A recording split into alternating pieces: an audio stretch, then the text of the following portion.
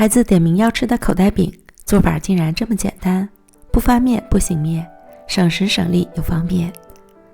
300克面粉里加入3克酵母、15克白糖、180克30度左右的温水，搅拌成絮状。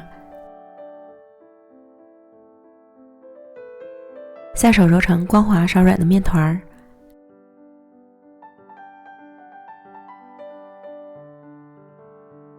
盖好，松弛5分钟。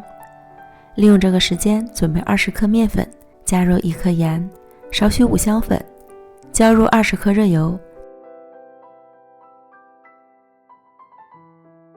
调成酸奶状的油酥备用。然后取出面团，直接搓成长条。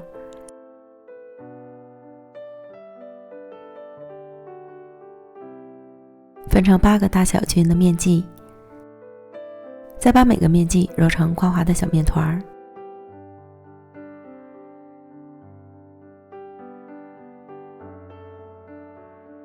取最先揉好的面团按扁，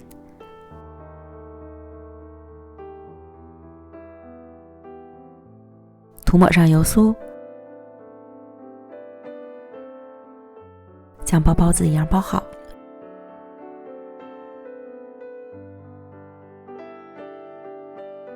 沾点水，再沾上芝麻，按扁，正反面擀成牛舌状的饼坯，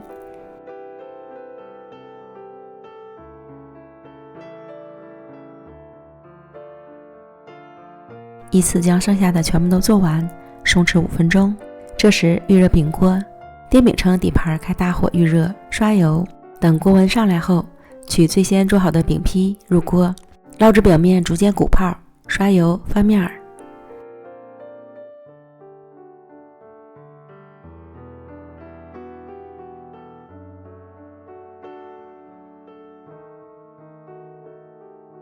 捞至小饼完全鼓起，就熟透了。出锅。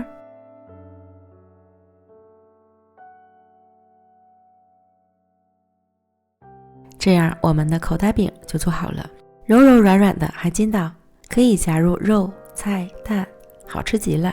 我家孩子经常点名要吃，关键全程都不用发面，不用醒面，省时省力又方便。喜欢的朋友赶快做起来吧。